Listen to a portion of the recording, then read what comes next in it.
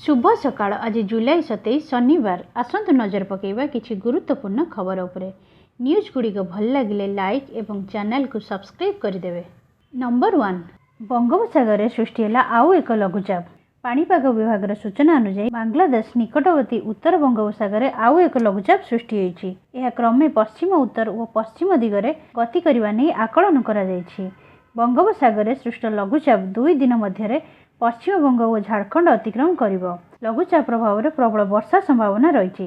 विशेषकर उत्तर ओडिशा रे प्रबल वर्षा हेबा नहीं आकलन करिछि आंचलिक पाणीपाग।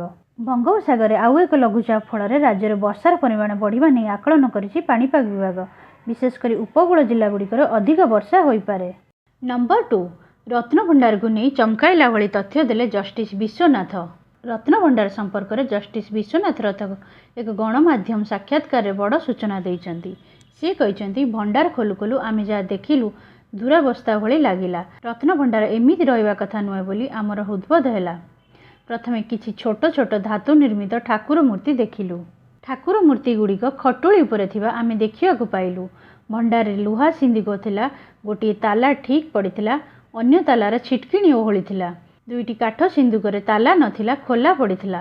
78 मसीह बहु विद्वान व्यक्ति रत्नभंडार भितर को जाइथिले। सेमाने एमिति ताला खोली चली आसीथिबा मोर विश्वास होउनी बोली विश्वनाथ कहचंती।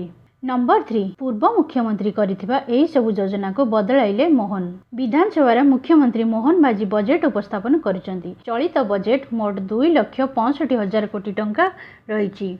राज्य बजेट को नहीं विरोधी दल नेता नवीन पट्टनायक प्रतिक्रिया आसी। नवीन कहते डबल इंजिन सरकार 2 गुण निराश करछि। मो सरकार समय 40टी योजनार ना परिवर्तन करा जायछि। अनुशीलन पर विस्तृत प्रतिक्रिया रखिबी बोली नवीन कहते। राज्य सरकार पूर्व सरकार समय प्रचलित कालिया योजनार नाम परिवर्तन करी प्रधानमंत्री किसान योजना ढांचारे मुख्यमंत्री किसान योजना प्रचलन करिसेंती। सेहीपरि बिजु स्वास्थ्य कल्याण योजना जगह गोपबंधु जन आरोग्य योजना आरंभ करछंती सरकार। मेक इन ओडिशा ना बदली हैला उत्कर्ष उत्कल। उत्कर्ष उत्कल सम्मेलन माध्यम पुंजी जोगाड़ लक्ष्य रखा जाइछि। मो स्कूल ना बदला जाई पंचसखा शिक्षा सेतु अभियान करा जाइछि। पंचसखा शिक्षा सेतु अभियान पई बजेट रे 332 कोटी व्यय बराद होइछि। नंबर 4, ओडिशा रे कोस्टल हाईवे पई 23,882 कोटी। प्रधानमंत्री को धन्यवाद देले धर्मेंद्र प्रधान। ओडिशा रे 23,882 कोटी टंका व्यय रे 413 किलोमीटर लंब 4 लेन विशिष्ट कोस्टल हाईवे निर्माण करने प्रक्रिया को त्वरान्वित कर प्रधानमंत्री नरेंद्र मोदी एवं केंद्र सड़क परिवहन और राजपथ मंत्री नितिन गडकरी को धन्यवाद।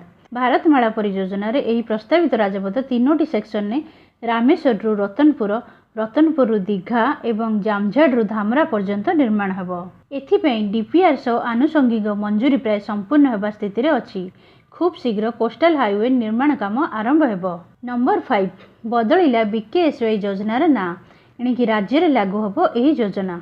25 जुलाई रे 2024-25 वर्ष पई पूर्णांग बजेट स्थापना करचंती मुख्यमंत्री मोहन माझी।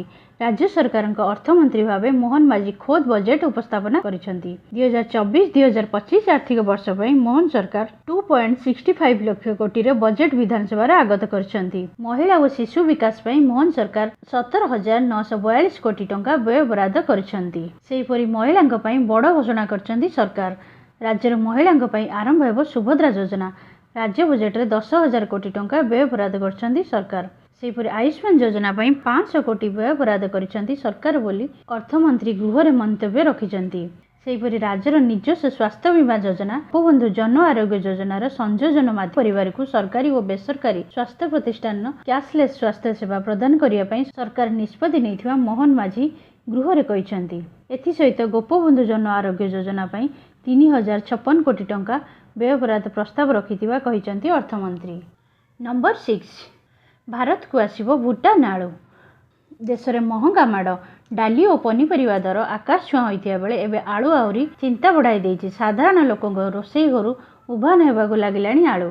टमाटो और पियाज पर एवं अत्यावश्यक परिया भाव जनाशुना आलू गायब होगा बसी। किंतु एबे सरकार नुआ योजना करथिबा कुआ जाउछि। खूब शीघ्र लोकों को मिलिबो भूटान आलू। वर्धित दर उपर नियंत्रण आनिबा लगी सरकार पड़ोशी देश भूटान नु आलू आमदानी बढ़ाइबे। फल लोकों को सस्तार आलू मिल पारिबो। नंबर 7, ओडिशाकु आलू गाड़ी छाड़ुनी पश्चिमबंग किलो छुईलाणी 50। गत किछि दिन धरी परिबा दर कलबल करथुवा बेले एबे राज्यवासी को टेंशन देलाणी आलू आलू दर रे लागिछि निया हु हु होई बढ़ी चलीछि दर। आलू दर एबे हाफ सेंचुरी पार कर सारलाणी अर्थात किलो पिछा 50 छुईलाणी। आलू दर एबे ऊपर मुआ थिबा बेले ओडिशाकु आलू गाड़ी छाड़ुनी पश्चिमबंग सीमार अटकी रहिछि शह शह गाड़ी। एपरि स्थितिर मुकाबला निमंते उत्तर प्रदेश आलू मगाजिबो बोली कहिसंती खाद्य जोगाण मंत्री कृष्ण चंद्र पात्र। नंबर 8 निर्माण हेब ओडिया अस्मिता भवन।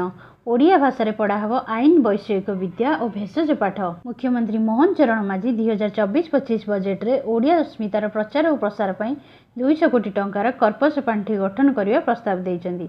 ओडिया अस्मितार पुनरुद्धार और ओडिशार कला साहित्य संस्कृति और ऐतिह्य को प्रोत्साहित करने पई विभिन्न पदक्षेप ग्रहण कराजिवो। ओडिया अस्मिता भवन निर्माण, ओडिया अनुवाद एकाडेमी प्रतिष्ठा, तालापत्र पांडुलिपि पई एक विश्वस्तरीय संग्रहालय प्रतिष्ठा, पाइक विद्रोह स्मारक निर्माण, बालीयात्रा को अंतर्जातीय मान्यता प्रदान, कलाकार गौरव निधि योजनार प्रस्तुति, ओडिसी संगीत और नृत्य प्रशिक्षण पई आर्थिक सहायता, जातीय और अंतर्जातीय स्तर में विश्वविद्यालय में ओडिशा चेयर प्रतिष्ठा, जिला स्तरीय ई पाठागार प्रतिष्ठा, सांस्कृतिक दल परिचालना व्यवस्था उन्नति भली पदक्षेप ग्रहण कराजिवो। ओडिया भाषा साहित्य और संस्कृतिर प्रचार प्रसार पई 420 कोटी टंकार व्ययबराद्द करा जायछि। नंबर 9 सरकार बड़ घोषणा मागणा बिजुली सेवा पई सहायता घोषणा। विधानसभा रे मुख्यमंत्री मोहन माझी बजेट उपस्थापन करिसेंती। बजेट रे प्रधानमंत्री सूर्यघर योजना रे मागणा बिजुली सेवा पई सहायता घोषणा करचंती। 1 किलोवाट प्रकल्प पई केंद्र 30,000 रिहाती देव। सेहीपरि 2 किलोवाट पई 60,000, 3 किलोवाट पई 78,000 रिहाती मिलिवो। एथिरे अतिरिक्त सहायता देवाकू राज्यर सौरशक्ति प्रोत्साहन योजना लागू कराजिवो। नंबर 10 राज्य रे लागू है श्री अन्न योजना। राज्य बजेट रे मुख्यमंत्री बड़ घोषणा लागू हेबो श्री अन्न घोषणा। 5 टंकार मिलिबो भात डालमा। राज्य बजेट रे आउ एक बड़ घोषणा राज्य रे आहार बदल रे एणिकी श्री अन्न अभियान आरंभ हेबो। ए नै मुख्यमंत्री मोहन माझी घोषणा करिसेंती। बजेट रे श्री अन्न अभियान पई 649 कोटी व्यय बराद करा जायछि।